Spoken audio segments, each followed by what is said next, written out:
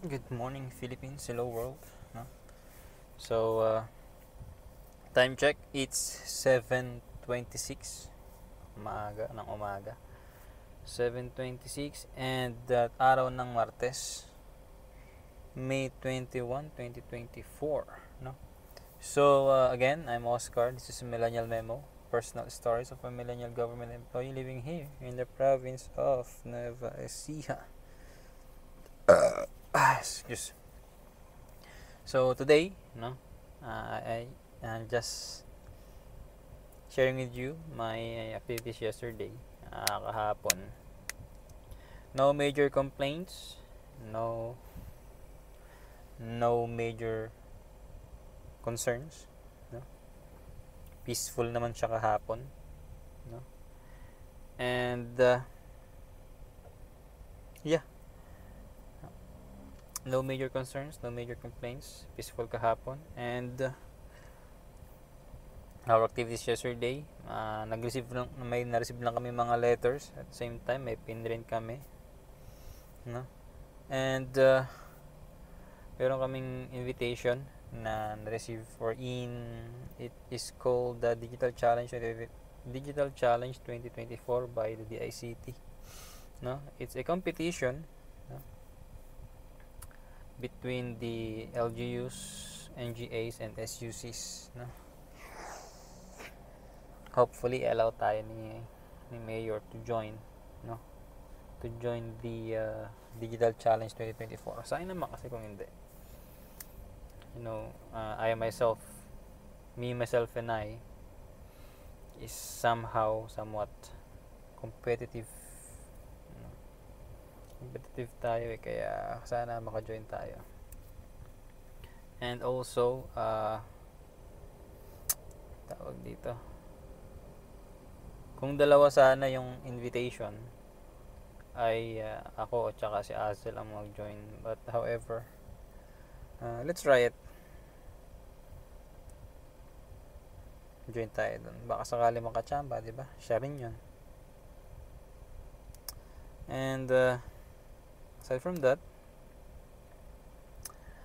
meron tayong pina-exam kagabi, no? Kagabi na estudyante natin sa OSH, dalawa sila. Occupational Safety and Health, no? Occupational Safety and Health among the sa computer engineering students, no? Si pangalan nito, si Abigail tsaka si Mark Joren yata yung pangalan. Anyway, help talaga pagka no, pagka online ang klase kasi tawag dito, hindi mo sila ganun kakilala, no? So ang kilala mo lang pala talaga is yung mga nag-excel, yung witty.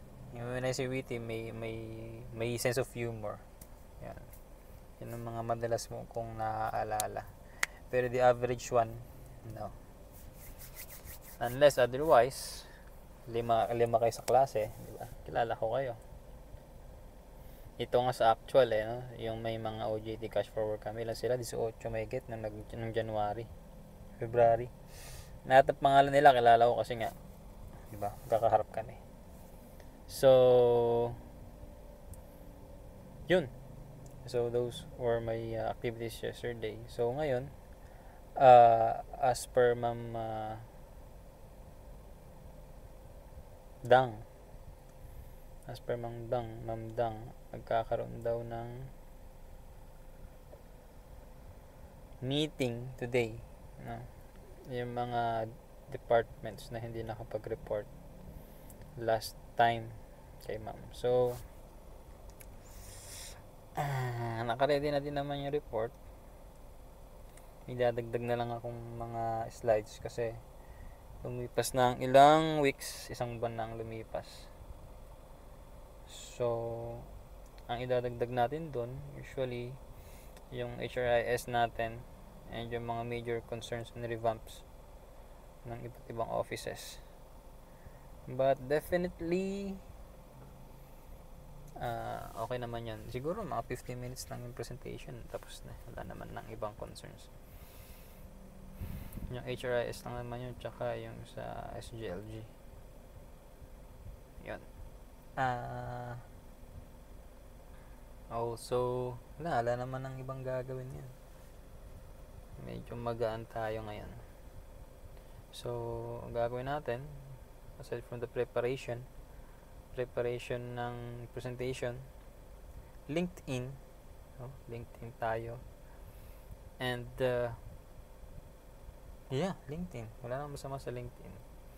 Check ko yung mga nag-enroll sa NetAcad. Merong dalawang nag-enroll sa NetAcad ko. Aside from my students, merong dalawa na nag-enroll sa NetAcad. Si Kurt Abando. Nakalimutan ko yung pangalan. Si Kurt Abando is, kaya kilala ko siya kasi nag-pop up na siya before sa LinkedIn. Nag-request siya ng connection. And then, magiging speaker pala siya sa Wednesday night shift ng FWDP. FWDP?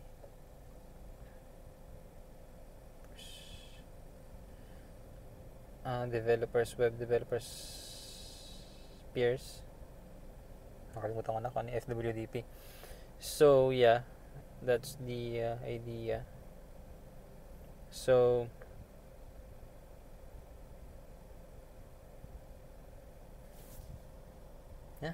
may share tayo mga free courses sa internet. Sayang naman yung binigay ni the ICT kung di natin mapakinabangan.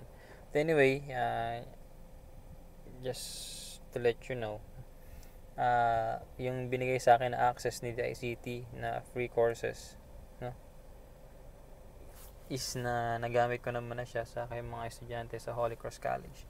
So, natapos nila yung first course, no, yung Introduction to Cybersecurity. So today, ang kanilang assignment naman sa akin is to finish the Cybersecurity Essentials, no? So today and hanggang sa next week, they have to finish those chapters and have a passing grade, passing scores, no? Isa yun sa mga requirement nila sa akin. So yeah. And also pala kahapon I had the chance to have a conversation with the founder of FWDP, si David, no? He's also a computer engineer as me, no? Computer engineer din siya. So he founded the FWDP Discord server community. Meron siya sa Facebook, meron siya sa Discord, no? I don't know lang sa Twitter and sa X. Sa Twitter tsaka sa Instagram. I think wala sa Instagram but anyway, no. The good thing about him is he is slowly building his community, no. That's the best thing. Yung nagbi-build siya ng community niya for students, no? And also I think yun na mag-start kung saan yung collaboration ko sa kanya, mag-start yun yung mag-start dun yung mas wider reach ng courses na binigay sa akin. And also at the same time, if ever possible, I what do you call that, magkaroon din ako ng ibang possibilities that hindi lang NetAcad yung courses na aking i-offer, no? Kumbaga mag-extension ako ng mga ng iba't ibang agencies, not only the Philippine government but other organizations as well, na yun, pwede ako mag-share ng courses na ganun as an instructor, as an administrator, no? Sana mabigyan tayo ng chance and invitations, kumbaga. And also, hindi rin naman kasi pagiging possible yun if wala kang experience. So I think it's a good way that expand my network as well as build my skills. I think those two are the most critical, most important skills and talents. Skills and experiences. Yeah, those are the two important attributes that I have to not totally maximize, but optimize and develop, no? So I'm 29 years old, magto-30 na ako, and kung alam ko lang yan noon pa, I think mas bata pa lang ako, nagawa ko na ng pala mga 25 years old, no? 25 kasi 2020 25 ako, nag-COVID, no? So sa bahay lahat, dapat pala doon ako nag-start, no? Kasi nung COVID, ano ba napakinabangan ko ng COVID, puro Netflix lang naman tayo nun, di ba? Ano ba? YouTube, One Piece, Naruto, yun lang naman nagawa ko nun. Anyway, I'm looking for I'm aspiring for bigger, wider reach network, no? Okay lang din naman sa akin yung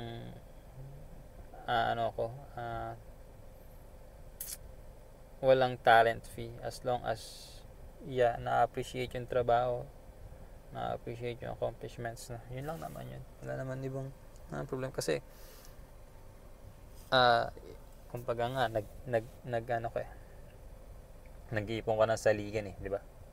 No, the term saligan, nag-iipon ka ng experiences mo and connections, and that's the most important thing in your career and professional growth, no?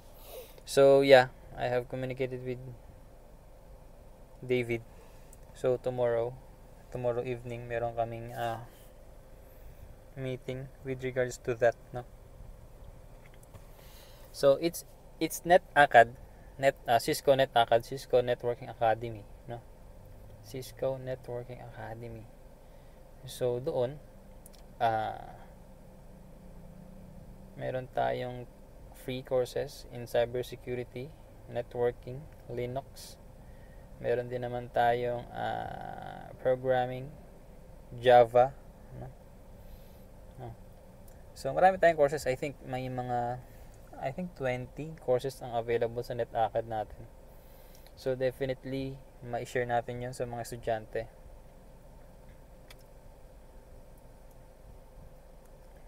So parang Oscar X FWDP mangyari, no? Collaboration.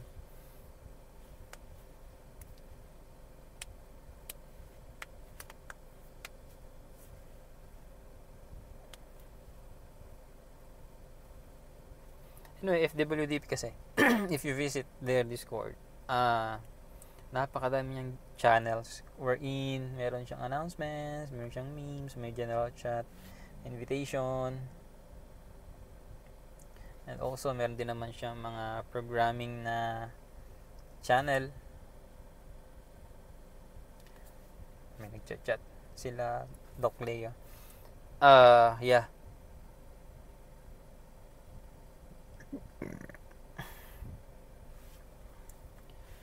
So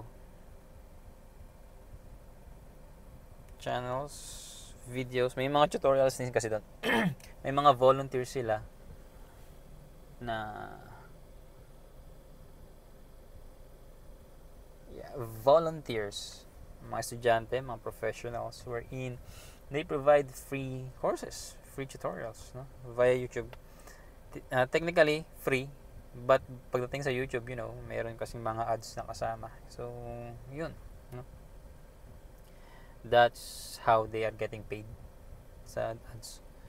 So I think I have to start my edtech. Not totally edtech. Wala kasi akong mga dev, so I'm looking for passionate individuals where they can help me build an edutech, where professionals, para siya masterclass, no? Bibigay ng courses, bibigay ng free courses, but for the most viewed, no? Mayroon siyang subscription, mga ganun ba? So that's the idea, no?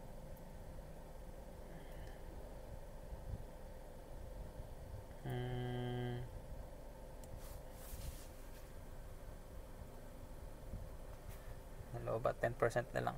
So, yeah. I'm thinking, what if pala, no? What if? I'm thinking, what if nasa academe na lang ako, no?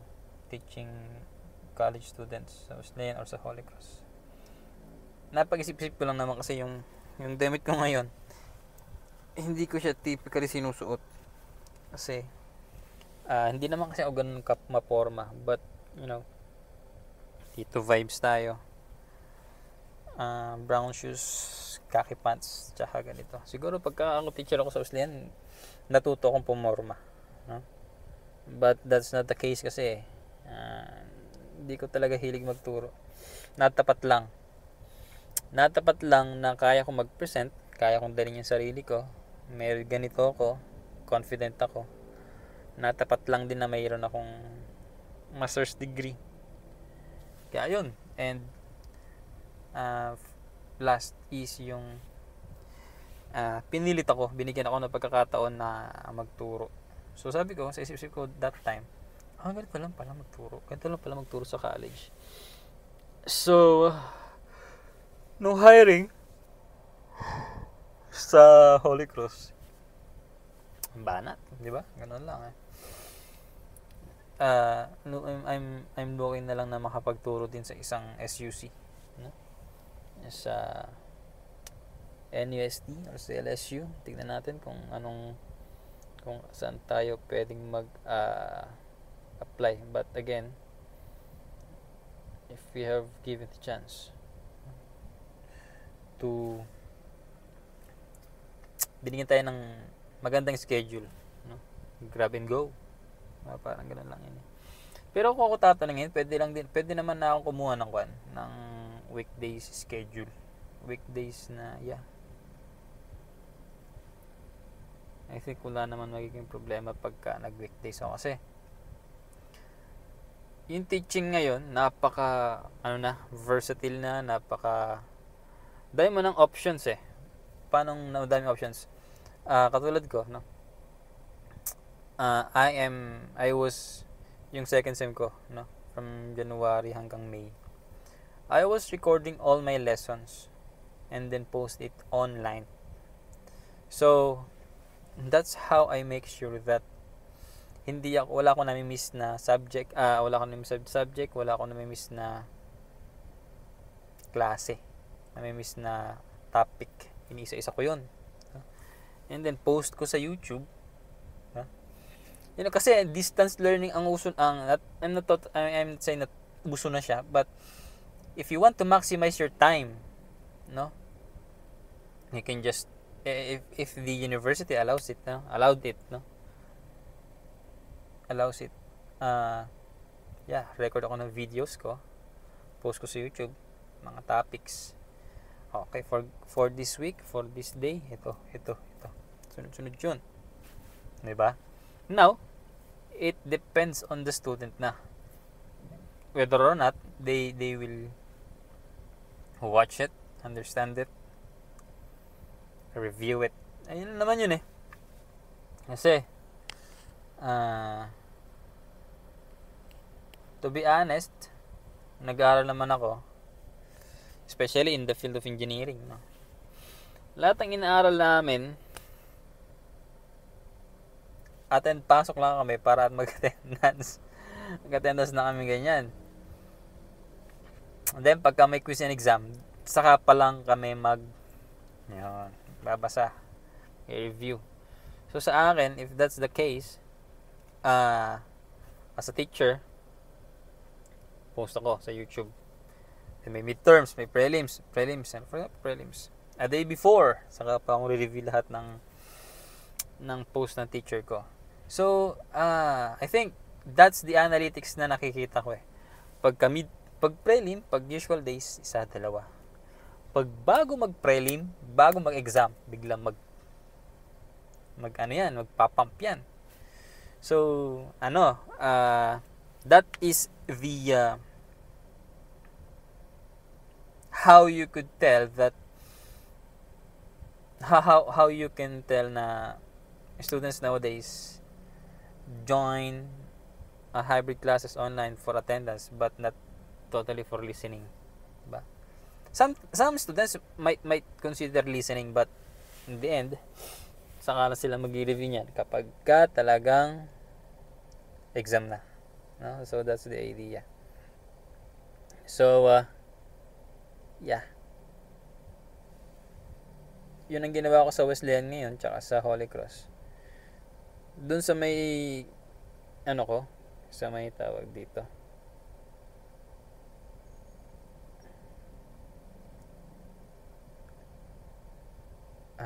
Tawag dito. Holy Cross. Yung sa Emerging Tech Lab pala sabihin ko. The laboratory kasi requires practical exam, no? So, meron akong tutorial doon sa YouTube kung saan nagmamapa ako. Magano lang yan, nagmamapa kung ganyan, ganyan. Diba? Taas ng views eh. So, yun ang binabalik-balikan nila yung mga tutorial na ganun. So, I think that's one of the things that I have to consider, or the teachers to consider. Pagka laboratory, hindi ba? Pag laboratory ang subject mo, make sure na meron kang ganon. Parang meron kang recordings ng inyong videos para nang sa ganon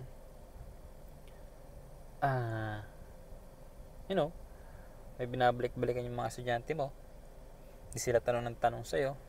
I'm not telling na huwag sila magtanong, but if you if you teach in a well-mannered delivery and kompleto yung discussions mo sa YouTube mo, I think magiging maayos naman, wala na magiging problema. So yun nakikita kong way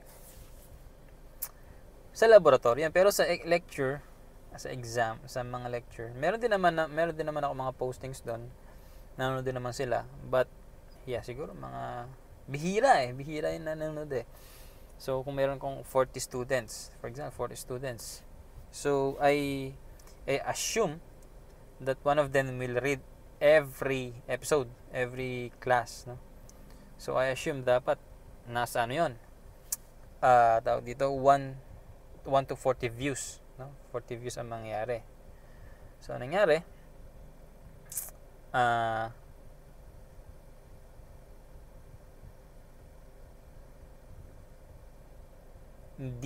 hindi man lang umabot ng 40. Nangyari hanggang 10. Wala pa nga yatang 10 or 8.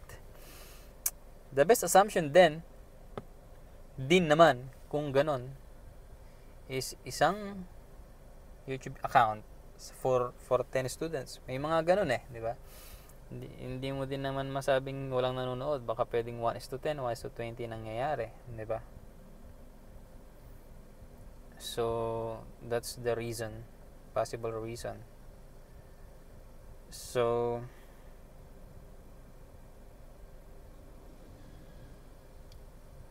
tama din naman. I think that's pwedeng ganun. Magturo na lang din tayo sa YouTube, no? Pwede naman. Basta meron tayong courses, meron tayong mga topic subjects, no?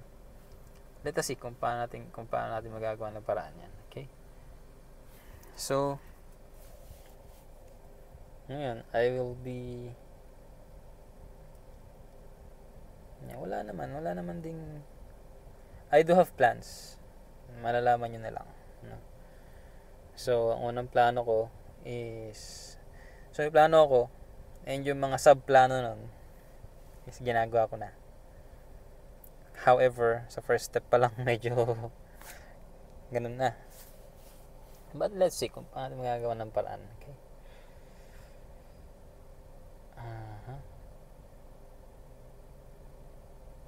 Let's see kung paano magagawa ng paraan.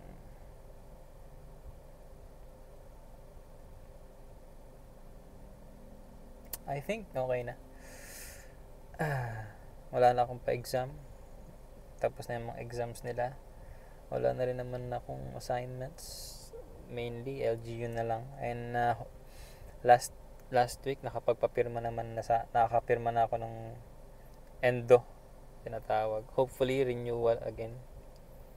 Hindi ko makakalimutan yung sana daily ko mababangi, hopefully makapag-renew ng contract. Wesleyan University, baka naman. So, yeah. And I think that's good for today. Nakapag-in naman na ako. Yeah, it's almost 8 and it's almost 25 minutes na. So, thank you very much for listening sa aking personal stories. Sana hindi kayo magsawa, no? So, again, thank you very much for watching. I'm Oscar. This is Millennial Memo, personal stories of a millennial government employee living here in the province of Nueva Ecija. See you again next time.